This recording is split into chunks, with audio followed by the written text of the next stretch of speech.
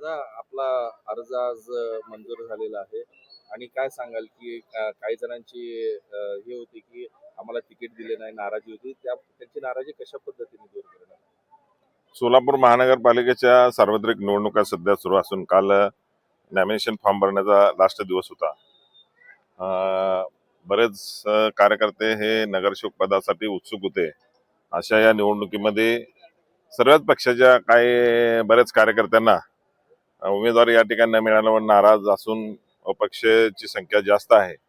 त्याचबरोबर इतर पक्षामध्ये सुद्धा लोक काय गेलेले आहेत. या अनुषंगानं समोर तर या ठिकाणी बघतो मी की अपक्षांची संख्या या ठिकाणी मोठी वाटते. त्यामुळं मोठ्या प्रमाणामध्ये जो इतर पक्ष आहेत, ज्या पक्षावर ज्या लोकांच्या अपेक्षा होत्या त्या पक्षाला फार मोठा फटका बसण्याचं या ठिकाणी एकंदरीत या सध्याच्या चित्रावरून दिसतं. आणि जे काल घटना जी घडली त्या घटनेबद्दल या ठिकाणी माध्यमांनी जी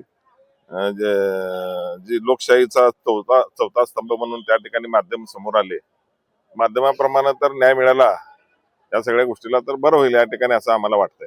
दादा कुठल्या पक्षाला फटका बसेल असं वाटतं? ज्या पक्षाकडे मोठ्या प्रमाणामध्ये लोकांच्या अपेक्षा होत्या त्या लोकांमध्येच अशी चर्चा आहे की मोठ्या प्रमाणामध्ये आम्ही उमेदवारी माघारी घेणार नाही. काय कार्यकर्त्यांचे आम्हाला भेटत आहेत. आता मी इथं छाननीच्या ठिकाणी असताना बरेच लोक या ठिकाणी भेटत आहेत. तशा पद्धतीचे उत्तर त्यांनी या ठिकाणी आम्हाला चर्चा करत असताना या ठिकाणी मिळत आहेत. आता 2 दिवस आहेत, त्या 2 दिवसाच्या कालखंडात काय होतं बघू. परंतु एवढा ही जी मोठी संख्या आहे सगळ्या प्रभागाने आहे ही एक 5-25% कमी होईल, परंतु एवढ्या मोठ्या प्रमाणामध्ये कमी होणार नाही असं वाटतं या ठिकाणी. आता काल सुधीर खरडमल यांनी राजीनामा दिला होता, त्यांची मनधरणी केली. काय कारण होतं की राजीनामा त्यांनी दिला? आदरणीय आमचे निवडणुकीचे समन्वयक सुधीरजी खरटमल साहेब हे आमचे मार्गदर्शक आहेत. ते राजीनामा दिल्याने पत्र हे आपल्याच एखाद्या म्हणजे चॅनलच्या माध्यमातून बघितलेलं आहे, प्रिंट मीडियाच्या माध्यमातून, इलेक्ट्रॉनिक मीडियाच्या माध्यमातून. माणूस नाराज होत असतो, परंतु त्यांची नाराजगी पक्षाने दूर केलेली आहे.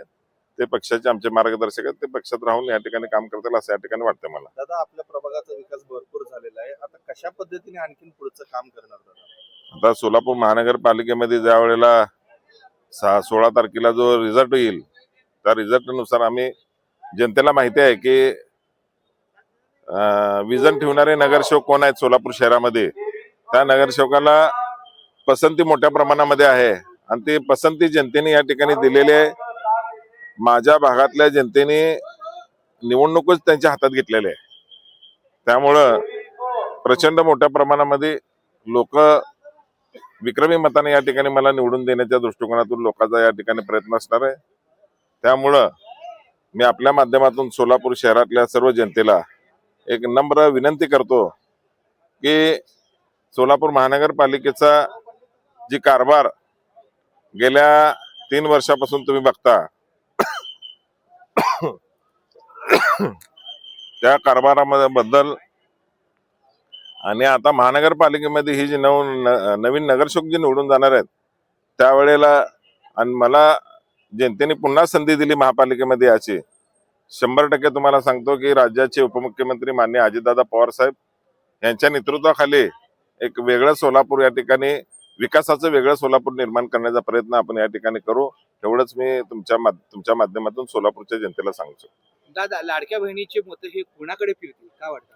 लाडक्या बहिणीचे मत ज्यांच्या नेतृत्वाखाली लाडकी बहीण योजना सुरू झाली ते या राज्याचे सध्याचे उपमुख्यमंत्री आणि पूर्वीचे मुख्यमंत्री एकनाथ शिंदे साहेब, त्यांनी मुख्यमंत्री होते त्यावेळेला, आणि सभागृहामध्ये महाराष्ट्र राज्याच्या विधिमंडळामध्ये ज्यांनी प्रस्ताव मांडला ते राष्ट्रवादी काँग्रेस पार्टीचे राष्ट्रीय अध्यक्ष, राज्याचे उपमुख्यमंत्री आणि राज्याचे अर्थमंत्री अजितदादा पवार साहेब यांनीच या ठिकाणी लाडकी बहीण योजनेची या ठिकाणी स्कीम आणली.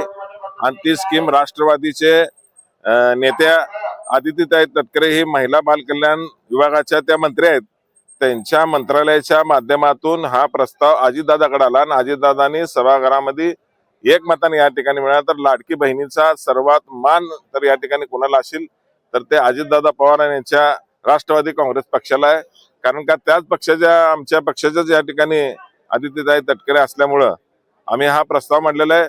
महायुतीचं जरी सरकार असलं परंतु लाडक्या बहिणींना या ठिकाणी महाराष्ट्रातल्या लाडक्या बहिणींना खुश ठेवण्यासाठी जे अजितदादांनी जी स्कीम आणली त्या स्कीम या ठिकाणी आज एवढी लोकप्रिय झालेली आहे. त्यामुळे अजितदादा सर्व आमच्या लाडक्या बहिणींचे दादा आहेत आणि त्या पद्धतीनं सर्व आमच्या लाडक्या बहिणी सोलापूर मधल्या सुद्धा राष्ट्रवादी काँग्रेस पक्षाचं घड्याळ या ठिकाणी खणखणत या ठिकाणी सोलापूर महापालिकेच्या सभागृहामध्ये लाडक्या बहिणींचा आवाज म्हणून या ठिकाणी आम्ही मैदानामध्ये येणार आहे आणि ते आशीर्वाद आम्हाला या ठिकाणी मिळाल्यामुळेच आम्ही या ठिकाणी हे काल लॅमिनेशन फॉर्म दाखल केलेले आहेत.